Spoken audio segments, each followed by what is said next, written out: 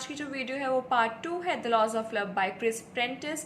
इसका laws of one जो part 1 है, इसमें काफ़ी अच्छे से मैंने आपको एक्सप्लेन कर दिया था लास्ट वीडियो में कि ये बुक कितनी अच्छी है और किस तरह के लोगों को हेल्प करेगी, और आई गेस सबको पढ़नी चाहिए, और कितना ज़्यादा हेल्पफुल है, कितनी ज़्यादा अच्छी अच्छी चीज़ें हैं इसमें, क्या क्या अच्छी अच्छी क्वालिटी है जो हम सब गेन कर सकते हैं, not only the basis of the relationship between the two people, even on the relationship between parent, friends and anything. आप उसके ऊपर भी सम अप करके इसको रीड कर सकते हैं और उसके ऊपर भी काफ़ी अच्छे रिजल्ट आएगा। बिकॉज आई गेस लोग ना नाम रख देते हैं, but it's not about that. सिर्फ एक ही रिलेशनशिप पे हमें वर्क नहीं करना चाहिए, सारे रिलेशनशिप उतने ही मैटर करते हैं और सबके लिए सेम चीज़ें ही मैटर करती हैं। सबके लिए कुछ हद तक डिफरेंट हो सकते हैं, 10% का डिफरेंस बैठता है, लेकिन बाकी सारी चीज़ें, बाकी सारे जो वेज हैं, जिस वे में हमें ट्रीट करना चाहिए सामने वाले को या अदर पर्सन को, ऐसे बोल सकते हैं, तो वो सारे वेज सब कुछ सेम होता है। बस डिफरेंस जहाँ आता है वो हमारी थिंकिंग में आता है कि हम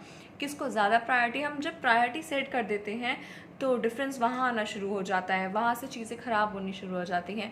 एक्चुअली हमें सबसे पहले इस बुक में यही बताया हुआ है कि before setting any priority to any other person जो आपकी लाइफ में है, उसके बारे में सोचने से पहले सबसे पहले अपने ऊपर वर्क करें, अपने बारे में सोचें और अपने आप को इतना अच्छा बनाएं कि आप जो भी अगर किसी जो भी आप चीज़ रिक्वायर है, आपको जो भी चीज़ आप मांगते हो, डिमांड करते हो, वो आपके पास खुद होनी चाहिए। तभी आप यूनिवर्स इतना ज़्यादा टैकल करती है, तभी टैकल कर पाती है, आपको सेम लेवल की चीज़ मिलेगी, क्योंकि जो हम जैसे हैं हमें वैसा ही मिलता है। बहुत सारे लोग ये कहते हैं कि यार देखो वो तो इतना सही नहीं है, बट स्टिल उसको इतना अच्छा चीज़ें मिल गई हैं, बट ऐसा नहीं होता। जो जिस लेवल के लोग होते हैं उनको उसी लेवल की चीज़ें मिलती हैं अकॉर्डिंग टू यूनिवर्स। यूनिवर्स ऐसा कहता है। मे बी आप देख ना पाओ, मे बी आप एक ही नज़रिए से देख रहे हो उस चीज़ को, जस्ट कुछ 5 to 10 क्वालिटीज़ आप काउंट कर रहे हो और वो ही आपके लिए सफिशेंट है, बट ऐसा नहीं है। उससे ज़्यादा भी वर्ल्ड में बहुत चीज़ें मैटर करती हैं, और वही सिर्फ 5 to 10 चीज़ें क्वालिटी वाइज अगर आप चेक करो, और भी ऐसी प्रायोरिटी लिस्ट पे चीज़ें हैं जो कि जो लॉ 8 है उसमें काफ़ी अच्छे से बताया हुआ है, डिस्क्राइब किया हुआ है कि how to differentiate between qualities. बहुत अच्छे से फंडामेंटल लॉ 8 में समझाया गया है कि आप कैसे इस चीज़ को डिफ्रेंशिएट कर सकते हो कि लाइक आपको लगता है कि इस पार्टनर में, इस पर्सन में ये चीज़ बहुत अच्छी है, तो इसको जो पार्टनर मिला उसमें वो चीज़ अच्छी नहीं है, but it doesn't make any difference, क्योंकि उसमें कुछ और चीज़ें होंगी जो अच्छी होंगी। Because universe make a bound, like if there is something empty in this bowl then this has to be filled। so उस तरह से बैलेंस बनता है, उसी तरह से चीज़ें बनती हैं, यही नेचर्स का लॉ है। तो मैं एक एक करके आपको लॉ 7 से लॉ 14 तक सारे लॉज बता देती हूँ, थोड़ा थोड़ा उनको डिस्क्राइब कर देती हूँ ताकि वीडियो बहुत शॉर्ट में रहे और ये रिव्यू कंप्लीट हो जाएगा ये बुक का। फिर आप मुझे बता सकते हो कमेंट्स में कि आपको नेक्स्ट वीडियो स्पिरिचुअल बुक चाहिए है। वैसे मैं स्पिरिचुअल बुक के अबाउट सोच रही हूँ, मेडिटेशन की एक बुक है रिटन बाय प्रभुपाद जी, उनकी बुक का मैं रिव्यू करने की सोच रही हूँ। या फिर आपको स्पिरिचुअल चाहिए, या फिर आपको कोई और सेल्फ हेल्प बुक चाहिए लाइक इस टाइप के ऑथर्स की, या कोई फिक्शनल है, बहुत सारी फिक्शनल हैं जो अभी रिव्यू करनी है, रिव्यू नहीं कर पाई हूँ मैं कुछ टाइम से, तो आप मुझे कमेंट्स में बता सकते हैं आपको किस तरह की बुक नेक्स्ट देखना पसंद करेंगे। जो कमेंट सबसे ज़्यादा जिस कैटेगरी में होगा वो कैटेगरी की बुक मैं रिव्यू करना चाहूँगी और रिकमेंड करना चाहूँगी ओके नेक्स्ट वीडियो में। सो दिस नाउ अभी हम स्टार्ट करते हैं लॉ 7 से। Okay, let me open this. So law 7 said that your relationship will provide what you need. See, it says that means if you are person जो आप अगर आपको जिस तरह की चीज़ें चाहिए आपको उसी तरह की चीज़ें मिलेंगी, because you are the showing universe the same type of things। तो इसको बहुत अच्छे से डिस्क्राइब किया हुआ है and you have to read that law 7। It's that great man, it's that great। It's action step the power of learning from your partner means learn, try to learn। Actually हम लोग क्या करते हैं, हम करते हैं most of the time we listen to people to respond, we don't listen to people to just understand them what they are saying। so ये बहुत अच्छी से इस लॉ 7 में बहुत अच्छे से डिस्क्राइब किया हुआ है।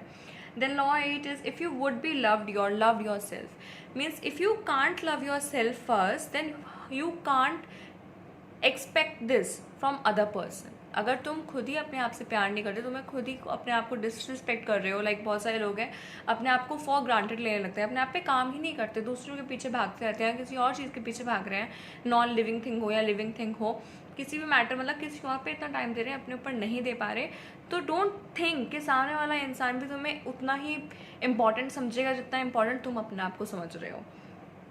सो the power of nurturing yourself, ये लॉ 8 में बहुत अच्छे से समझाता है. Then law 9 is the happiness you seek can only come from within you. ये बहुत अच्छे से एक और लॉ था, the universe is perfect, law 6, उसमें भी बहुत अच्छे से डिस्क्राइब किया हुआ है कि जो आपकी खुशी है वो आपके अंदर से आएगी, बिकॉज आपका डिसीजन है कि आपको खुश रहना है या नहीं रहना.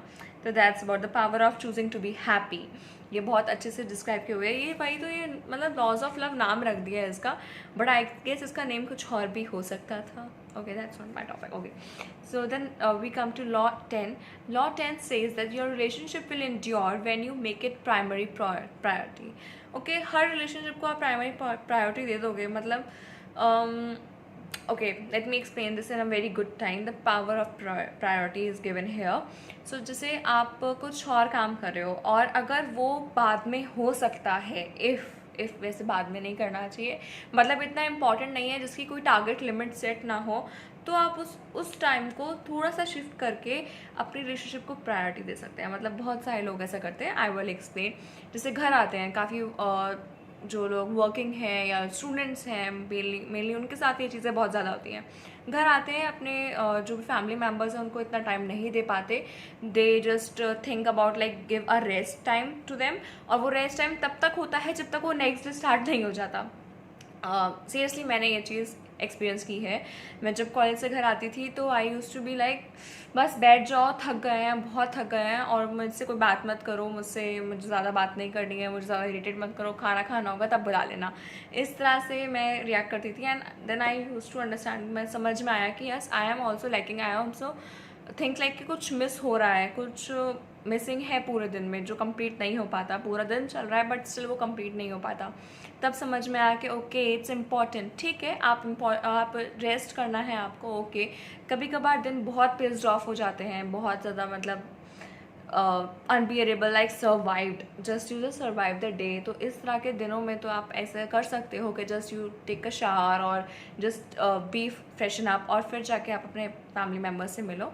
और in starting when you come home, तो आप फ्रेश अप हो और जाके मिलो उनके साथ, इवनिंग स्नैक करो या कुछ भी खाना वाना थोड़ा सा खाओ.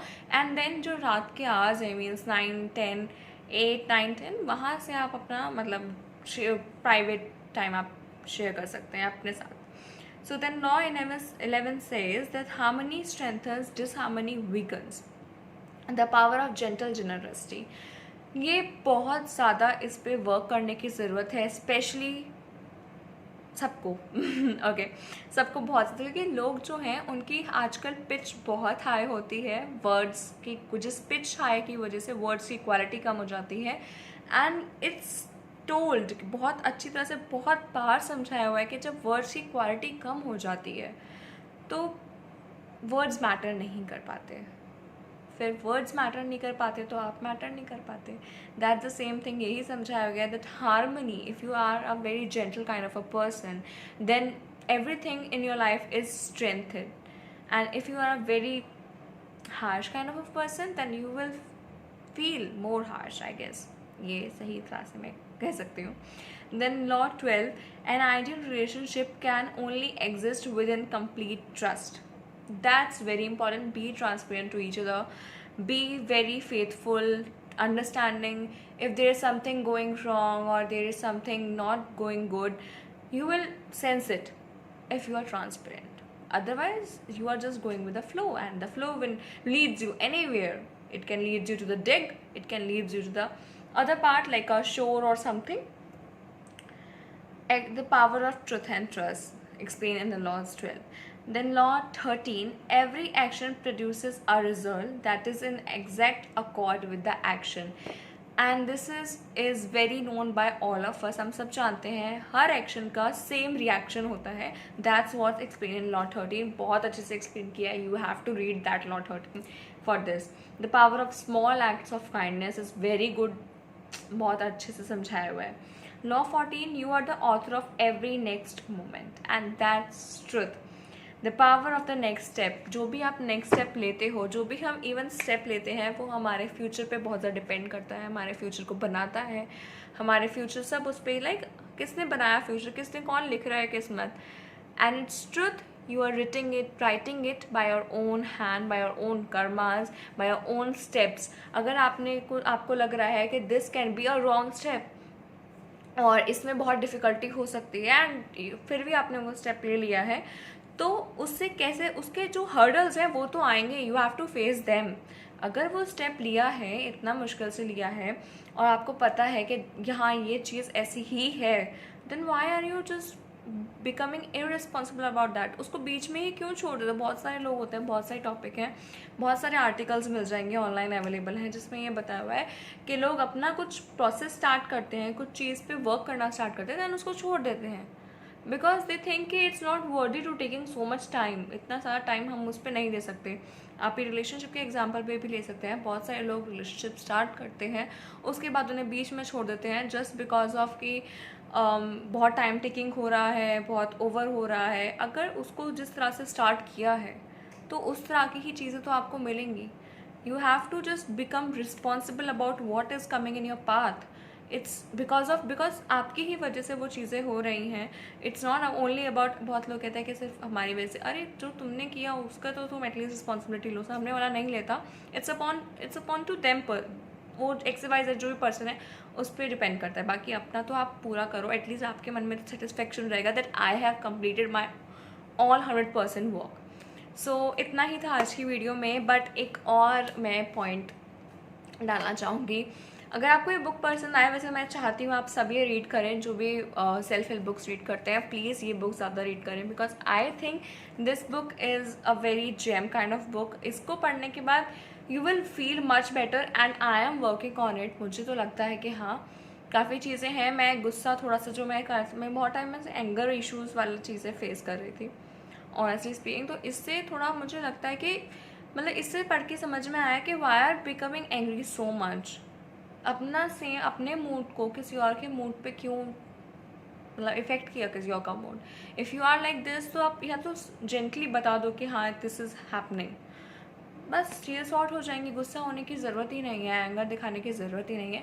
मैं ये नहीं कह रही बिल्कुल मत दिखाओ. It's a good thing. Anger दिखाना, रोना, crying, becoming angry, becoming irritating, becoming frustrated, like becoming sad, depress, ये सारी चीज़ें जो होती हैं ये हीलिंग में आती हैं. This comes under healing. If this is happening to you, you are already heal. आपका हीलिंग प्रोसेस स्टार्ट हो चुका है. मतलब जिन लोगों को ये सब चीज़ें फील नहीं होती, means they are so broken that they can't be healed very quickly. उनके साथ दिक्कत है. जिनको फील ही नहीं हो रहा, जो इमोशन लेस हो चुके हैं, दैट्स द प्रॉब्लम बिटवीन, मतलब उनके साथ ये चीज़ें हैं. जिनको फील हो रहा है मतलब वो ऑलरेडी हीलिंग प्रोसेस उनका चल रहा है.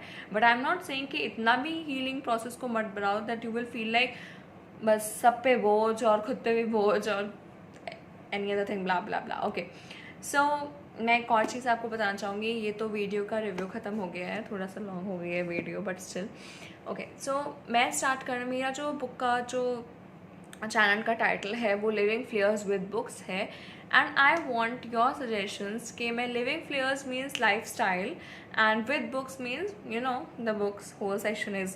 तो अभी तक बुक्स के ऊपर ही अपलोड किया है. स्टार्टिंग में 2 वीडियो मैंने अपलोड की थी about the life style, like about the 2 kurtas and the footwear collection और द मोस्ट हैव फुटवेयर. सो मैंने डिलीट करती हूँ कि I was not very satisfied from those videos. तो आप मुझे बताइए, कुछ सजेशंस दे सकते हैं कि लाइफस्टाइल के ऊपर मैं किस तरह की वीडियो, किस तरह के व्लॉग्स बना सकती हूँ. You can comment down below the suggestions. Lifestyle के ऊपर क्या क्या मैं वीडियो डाल सकती हूँ, क्या क्या मैं वीडियो अपलोड कर सकती हूँ.